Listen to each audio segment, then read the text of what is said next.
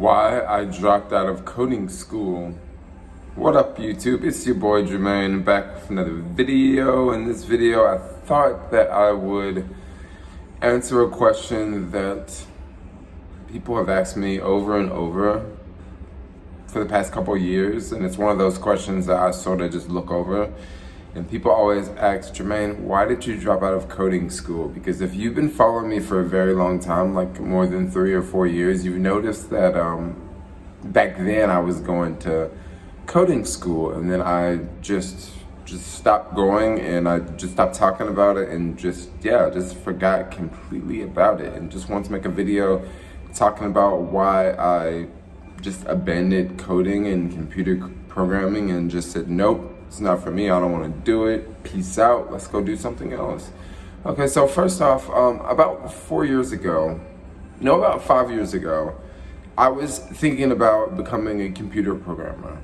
And I'm just gonna go ahead and be honest, the main reason why I was attracted to this field of, learning code and building websites and possibly building apps, the main reason I was attracted to this was because of the money. There was a lot of ads on the internet saying, you can make $100,000 within 6 months of completing this course at this coding school. And then there would be another coding school, and they would say something like, you can come to school for free, and we'll teach you all the skills you need, and we'll find you a job, and you'll pay after we find you a job. So after, you don't pay any money up front. You learn all these skills, and then afterwards, they actually find you a job. And then once they find you a job, they sort of take a, cut out of your check for the next couple months. That's how you're able to pay for the school, and then you've already got the skills. So that works out great. So there's a lot of these coding schools. There's a lot of them still today. None of these schools are bad from what I've heard of. I've heard really, really good things from pretty much all the little coding schools around. It seems like a couple of years ago, it was a really big thing to start a coding school.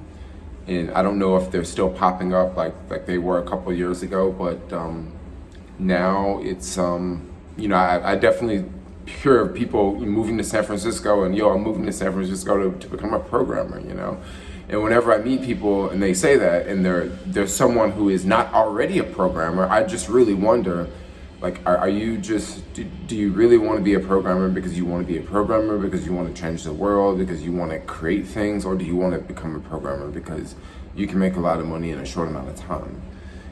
So where I found myself stuck in this situation. I was living with an ex-girlfriend in Oakland. I wanted to do something different in my life. I wanted to exit the sharing economy, and I wanted to do something a little bit more professional, so that way I would have, I would just do something different. I just didn't want to do the gig economy, okay? And I was studying computer programming and code, and I found this school. I'm not going to say the name of the school. I had a really good experience at the school. Probably the school will probably see this video. The school had nothing to do with me leaving, by the way. But I found this school, I believe it was $5,000 or $7,000 or something. It wasn't that much money. The program was, I believe it was 4 months long. We would meet at a WeWork, and we would meet for once a week, and it would be on Saturdays for I think it was 4 to 5 hours. And basically we would go to the class, and we'd have this computer screen here, and everyone's looking up on the computer screen, and we'd have an instructor, and he's basically going through stuff on the screen, okay? And you sort of have to be a really, really good Googler to learn computer programming, because you constantly run into problems, and you may run into problems that the answer is not even out there on the internet. So you have to be a problem solver times 50, okay? You have to answer questions that are not, there's no answer for. And I find myself doing that a lot when I'm traveling, when I'm going to other countries, because I'll look for certain things, and there's not an answer, okay? Especially traveling to countries in Africa. I search for a lot of things, and there's no answers there. So I'll have to go there and like create an answer, you know? So in coding, it's like the same way. Sometimes you have to create answers, okay? And okay, that's just a part of the deal. I just really wasn't, I mean, I kind of liked writing code, but then I really dreaded writing code. I mean, it was just one of those things that, look, I can make a lot of money if I just get through this, okay? If I just get through this, like, I can make bank.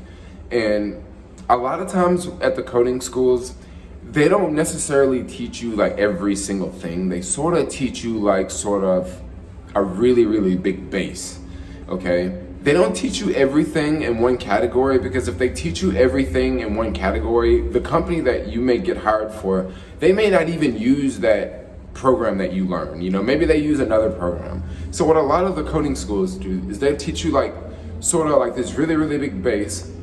And let's say you get hired at this company, or maybe this company focus more on this program. So when you're at that company getting paid by that company, you actually learn, and you're learning about that program while you're working at that company.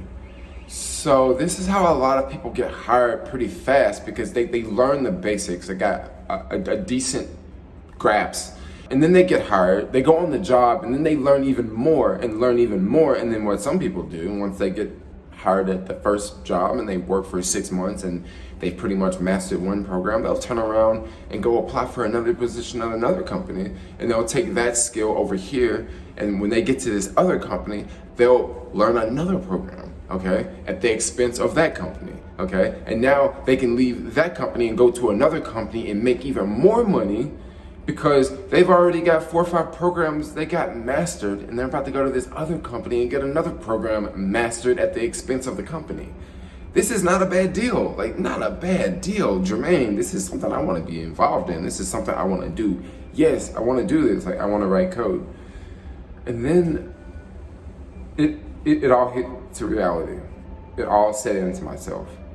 I said to myself, I'm doing this for the wrong reasons. I thought of this decision I made in my life about 8 years ago. 8 years ago, I was living down in Santa Barbara. I was studying at Santa Barbara Community College, and I took a real estate course. And the main reason why I took this real estate course was for the wrong reasons.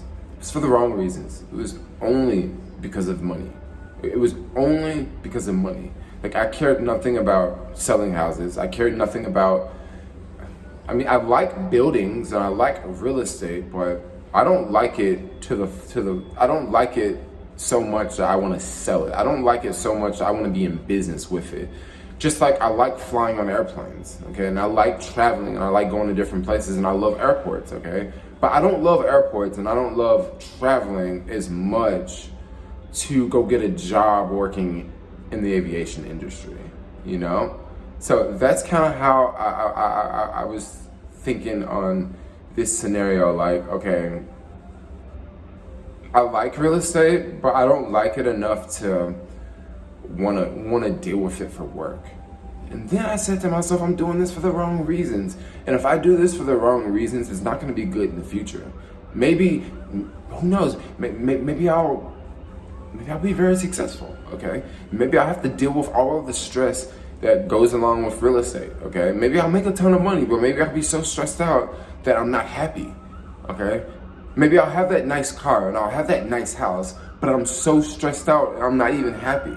And I said, no, I want to do something else. I don't want to sell real estate. Like, I want to do something else. And back then, I was just drawn into real estate for the money, for the position. It's like a job. Like, if you're a real estate agent, people look up to you, you know? Like, especially like 8 years ago, I was younger, and it would have been pretty cool to be a real estate agent at a young age, and like, people are looking up to you, and you're making bank, and you're flipping houses, and you're wheeling and dealing, and you're hanging out with millionaires, and wow, what a life. But I said, no, I don't want to do that. And when I was in coding school, pretty much the same thing happened. I said to myself, after studying code for about 2 months, I said to myself, I don't want to do this. At the same time that I was studying code, I was doing a lot of stuff on YouTube. I was really expanding YouTube, and I was focusing more on, talking about different apps and different things in the sharing economy. I was promoting a lot of links. So I was making a lot of money like off of YouTube at the same time. And I'm thinking I can take the code route, or I can just not take the code route. I can just do something completely different. So I left coding school and said, peace out, don't want to do it anymore. And since I left coding school, I focus more and more on YouTube, and I've been more happier. I've been so happy. And ever since I just walked away, like I've just did different jobs. I've did different things in the sharing economy. I've promoted a lot of things on YouTube. I got to travel to a lot of different countries. Guys, another thing I want to say about the whole coding thing, and another reason why I said, no, I can't do this. I just cannot do this.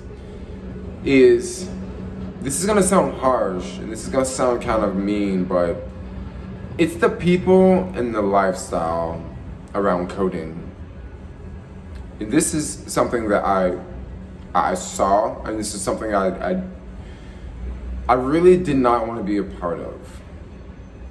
Now, back with real estate's a little bit different. Real estate agents are like, they're fashionable, they're cool people, they go out, they drink, they're sociable, they talk, they laugh, they have fun.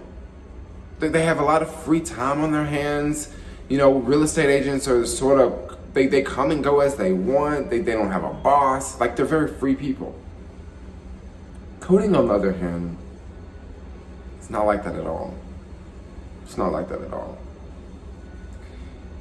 And when I would look at other people in the coding industry, in the coding field, because around this same time I was repairing iPhones a lot with this company called iCrack. So I was constantly going to tech offices and constantly going throughout the city. All throughout the Bay Area, I was going to tech offices for a job, and I was repairing cell phones and stuff like that. And then I started to notice things. Just pay close attention. See if you see anyone smile. See if you see anyone laugh. These people are just staring at their computers nonstop, and I'm there just doing like a repair. Maybe it takes 30 minutes, maybe it takes 45 minutes, and I'm thinking, dude, not one person even like smile, like laugh, like. I wouldn't want to work in a freaking industry like this.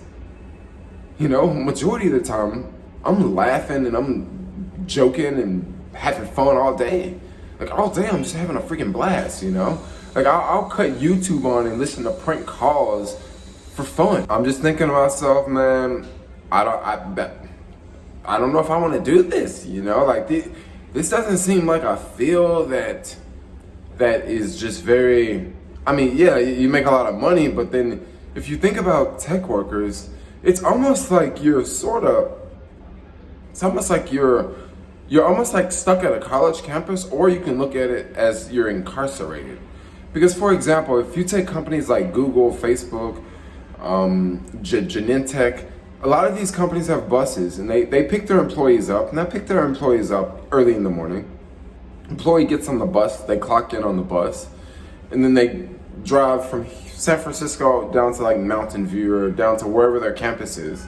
They drop, the students off, the employees. I meant to say students because it's kind of like they're being treated like students.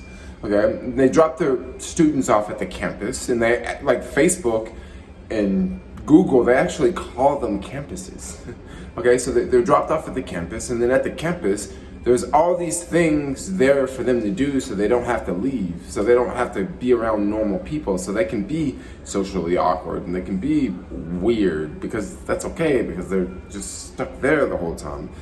And I'm like, dude, that sounds really cool to have a lot of free stuff. It sounds really cool to have amazing breakfast, lunch, and dinner. It sounds cool to get picked up in a bus and not have to drive.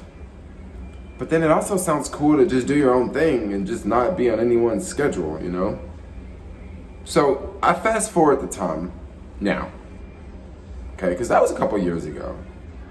I left coding. I said, no, I don't want to do that. Peace out. I'm going to do other things. I look at my life now, and I'm just doing random jobs. Okay, I'm working for TaskRabbit, I'm delivering for Caviar, I'm doing coaching for Caviar. Okay, I'm trading a lot of stocks. All right, I'm doing a lot of things, and time is my own. If I want to take off and go travel, I can. I'm supposed to be in Asia right now. Like the month of February, I was supposed to be in Thailand, but the coronavirus broke out. And I was like, look, let's just stay in the US for a couple more months, you know? But if I want to go to Santa Barbara next week, I can take off and go to Santa Barbara next week. I have no boss. I have no one telling me, oh, you have to do this assignment. I like my free life. I like my free life. At WeWork, like I've been going to WeWork for a couple years, and WeWork is a trip, yo. This place changes left and right. You know, sometimes there's lots of cool people here, you know, and sometimes there's lots of New Yorkers here, and other times there's lots of coders here. So right now there's like this coding school that's here, and there's like tons of coding students here, like all the time, right? And I noticed that I'll show up at like 6 in the morning, 6:30 in the morning, 7 in the morning, because I like to follow the stock market. I like to have some breakfast. I like to knock out my computer work early in the morning, so that way by like 8:39 I can run around on my bike and like make up a couple $100 doing deliveries, you know, chilling, running around doing my thing. So I'll usually come in early, and then by like maybe 8:39, I'll take off, I'll leave the office, okay? 9 o'clock, I always notice there's mad coders come around, right? Because I'll see them, you know, they all got their, you know, they all kind of got the same style to them, you know? So I'll see them, and they'll come, they'll sit down, and they will literally be there like all day, because I'll leave, I'll come back, you know, I'll leave at like 9, I'll come back at like 11, and then leave, come back at 12, come back at 1, leave. I'm just in and out like constantly, right? In and out. Most of the time, I don't even have a computer, because I do majority of my work from my phone. Majority of my work can be done from my phone, yo. I love that so much. I don't need to carry around that heavy 2-pound computer. I can just do it from my iPhone, yo. Like, I love it so much, you know, like all my meetings, everything I need to do, live streams, my chats, this video I'm making right now, this video made on the phone, gonna be edited on the phone, gonna be uploaded on the phone. Like, I don't even need a computer, right? So I just come in and out, and then I notice that, like, yo, some of these coders, they sit there like all day, and it's like they don't move. Like they don't move. Like it's just like on the computer all day. Like on the computer all day. And I'm just like, I could be doing that. That could be me. That could be me writing code. That could be me. That could be me sitting right there in the same spot. But no, I'm running around the city. I'm getting to see things. Like this woman got hit by a motorcycle. You know, these people over here doing this. You know, ooh, I just saw some people over here shooting a movie. You know, ooh, I just met some woman over here. You know, I'm just out living my life. I got to go to this new restaurant because I just randomly picked up some food here, and I just went back and went there and ate, and it was just freaking amazing. I did that at 2 o'clock in the afternoon. You know, I went to Whole Foods when we did my grocery shopping at 3 p.m. There was nobody at Whole Foods because everybody at work. You know, you just live a different life, you know, like, I love it. I love it. And I said to myself, I could be working for someone else. You know, I could be working for some company. I could have had a job for a company 3 years ago, and that company could have went public last year, and I could have had a lot of stock in the company, but no. I'm happy like I am. You know, I'm happy like I am, you know. I'm not making this video to talk anyone out of coding. I'm actually trying to show you guys a lot of the positives about coding. Like, this is a really good field to go into. This is a really good field to go into. You can make a lot of money. You can train like very quick, and you can do things like make apps that can change someone's life. Okay, but I'm just making this video to explain why I didn't do it and why I didn't go ahead and take that route. I'm definitely not knocking anyone who writes code, because we definitely need coders. We definitely need people who can make really good websites, because I love going to a website that works right, that works really good, that's fast. You know, I love using apps that are smooth and cool and quick, you know. But that's something I don't want to make. That's something I don't want to do. Just like I don't want to fly airplanes. I don't want to be a police officer. And I also don't want to be president. It's just jobs I don't want to do, you know. But just chilling, making a couple $100s a day, you know, making passive income on the internet, not really worried about too much. I think I'd take that lifestyle, you know, constantly investing in the stock market, getting ready to retire in about 6 to 7 years on the slow train. I'm cool with that. I'm cool with that. Like, I don't need to, you know, be doing too much now. I just want to take it easy, rock out, have fun. But anyway, I just want to make a video talking about why I dropped out of coding school, why I didn't pursue it. Just give y'all a breakdown. Like, I mean, it's a good, you make a lot of money, but if you're the type of person that you want to do something only for money, I mean, you can do a lot of things for money, you know, but I don't want to just do like, just whatever, you know. I want to like what I want to do, because there's a lot of people out there that did some strange things for some change, yo, and they gotta live with that. They gotta live with that, you know. And I just wanna I wanna do things that make me happy, you know. I wanna wake up and like be happy to go out and do what I'm doing. I wanna be happy, yo. Like, literally, I wake up and I get straight out of bed because I'm like, I'm about to go make a YouTube video. I'm about to go do some deliveries. I'm about to do TaskRabbit. I might even ride my skateboard around town today. Like, I be happy, yo. I be stoked. But I know a lot of people that wake up and they're just like, I gotta go to work. I'm gonna be stuck in that office all day. Like, I gotta be with the coworkers. Like they wake up and it's already like, why did I even wake up today? And me, I wake up and I'm just like, man, I wish I would have woke up an hour ago. But anyway, guys, I'm gonna wrap this video up. I love all of y'all. Like, comment, subscribe, and peace out, yo.